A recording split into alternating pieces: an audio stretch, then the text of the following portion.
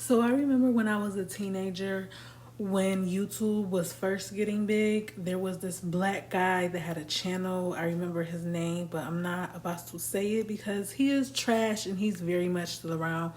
But anyways, this man used to say the most vile and disgusting shit and just outright ignorant about black women, period. Didn't matter the shade. And I could not believe the things that were coming out of his mouth about black women. I thought, does he know he's talking about his mother, sisters, aunts, and cousins? This was before black men being murdered was being broadcasted all over the news and social media. And Lil Wayne was saying shit like, beautiful black woman, I bet that bitch look better red. Black women of all shades were starting to be replaced by non black women in music videos. I had also moved overseas in 2012 when social media was really taking off, and I would hear of the black girl slander, especially dark skinned women slander from everyone. But through all of this, my heart never turned cold or even made me hate black men to the point that I would stoop so low and call them bullet bags and target practice. Because at the end of the day, I have black male relatives that are good men that I care about and don't want to see 6 feet deep by a cop or by another black person. But unfortunately, a lot of black women, especially dark skinned women, took this personally, and now you have what is called the divestment movement. I'm sure you've all heard of it and seen it all over the YouTube channels, and they have whole channels dedicated to it. It's more so centered around dark skinned women and does not include light skinned or biracial women, which I don't really care about. Now, I am all for black women of any shade leveling up, but I find a lot of these women to be very delusional and just outright crazy. They paint all non black men as these saviors that are rich and wealthy, waiting for these dark skinned women to fall in their lap and whisk them away from what they call Blackistan. They are also very hypocritical when it comes to interracial dating. They bash black men for doing it, but they cheer for black women who do it. A few months ago, I was in a Chrissy Live where she interviewed some women speaking on being mothers to light skinned and biracial children. There was a lot of disturbing things said in this live, but there was this one particular woman who said her ex husband, who was white, would call white women who dated black men and had children with them mud sharks. And all of the women thought this was just so hilarious. Now, if y'all are not familiar with that term, it is a very racist term. It reminded me of the people thinking someone can't be racist if they are in a relationship with a black person, and that is just simply not true. Slaveholders still raped and had children with dark skinned black women. These women will often ignore problematic things said and done by white men, but then they'll go on to drag black men for dating lighter black women. The divestment movement is basically a group of women competing with black men for who does white people love more. You have women like Cynthia G who have been made single mothers by black men with multiple children whom they knew about and still decided to lay up with, now on crusades and have dedicated their every waking moment to bashing everything that they do. Most of these women either need to sit down with a therapist or they simply absolutely nothing about men from other communities. They don't know nothing about these men. They think they're all roses and peaches and just everything's bright and blue. Then you have the women who claim to be pro black while dating men from other races. Now, personally, I do not believe that if you date a man or woman from another race, you are pro black. But I also don't believe you are a self hater that cares nothing about the black community. But to me, you can't claim to be fighting the power and for your image while trying to erase your image. It doesn't work like that. Then you are creating the very women you claim to despise. And weirdly enough, they also hate when light skinned black and biracial women date white men in particular. They think we are taking up a spot that could be for them, which I find very odd. I also want to point out that a lot of these women are not African American. Now, look, I am from New York City, Brooklyn in particular. I grew up with people from all over the world. I have traveled to over 40 countries. I've lived in 4 of them.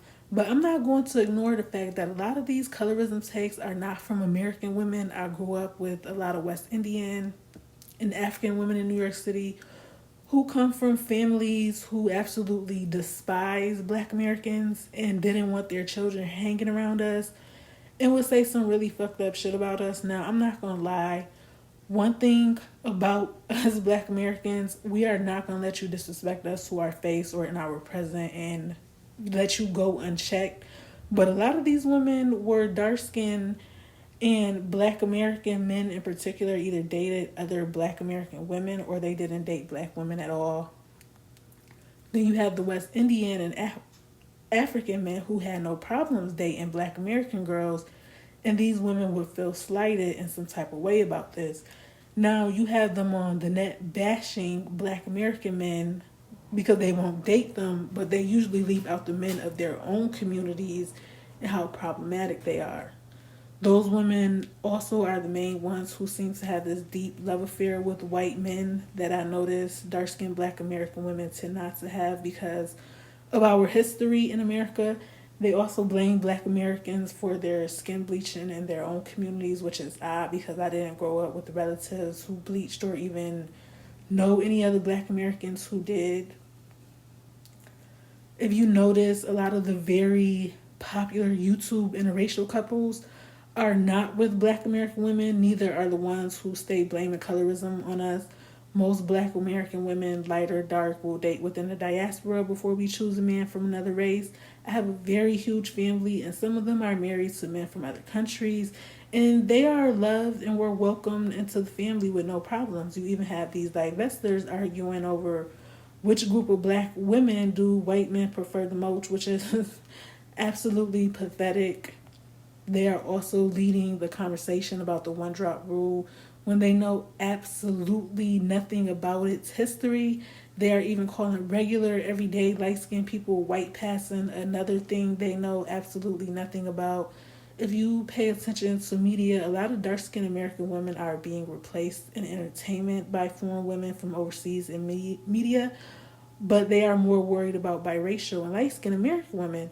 In their countries where biracial and light-skinned people are few and far between, they tend to actually have a lot of power and privilege. Dark-skinned people in America actually swear we have. That is why skin bleaching is so prevalent in these countries.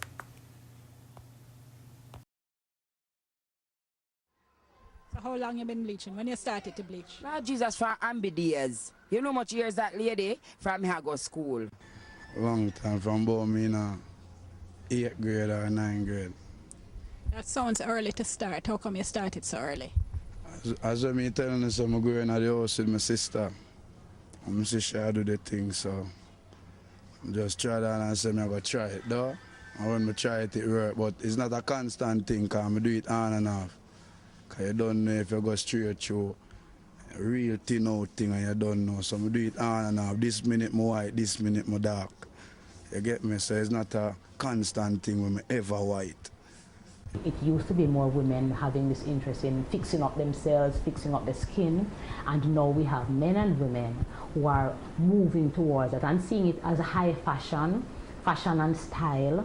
Why you bleach? Me bleach? I don't know if I have the career when I'm in, but when you're in them field of cosmetology, you have to have an image.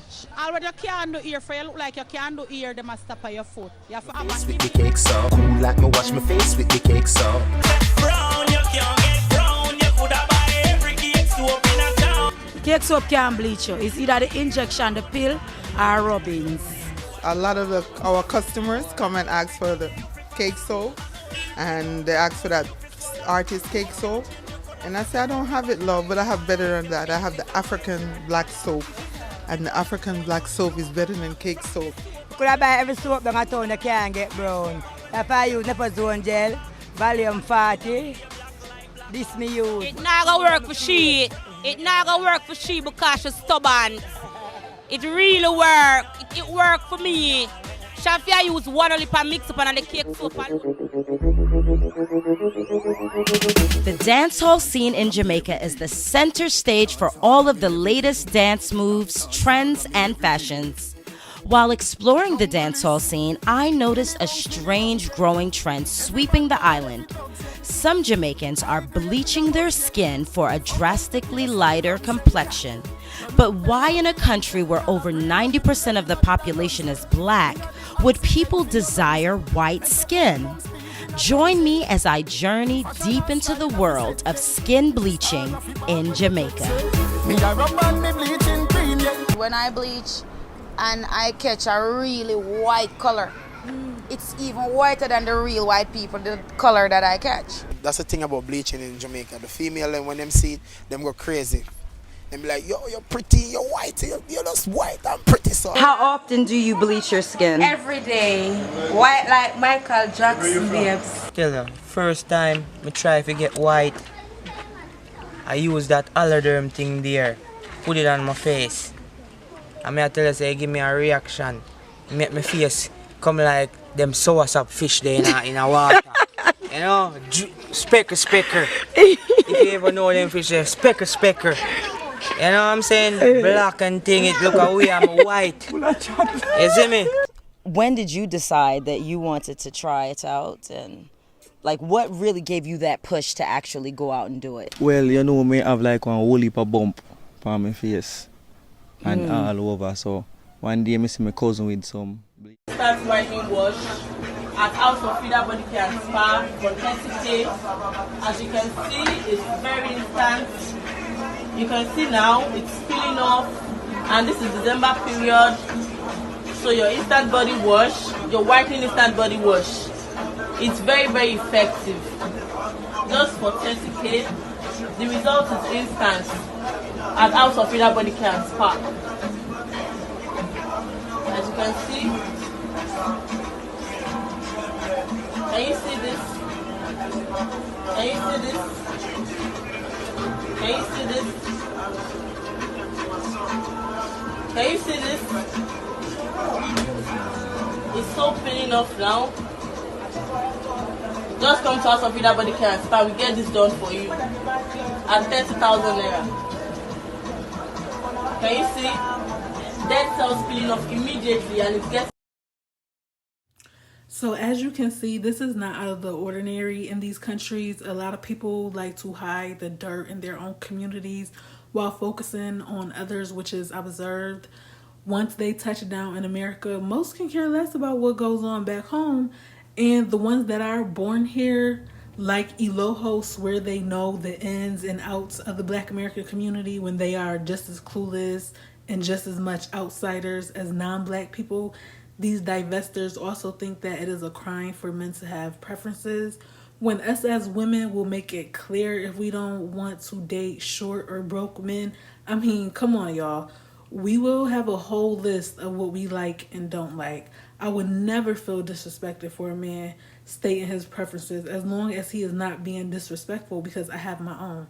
Anyway, guys, like, subscribe, and I'll see you in the next video.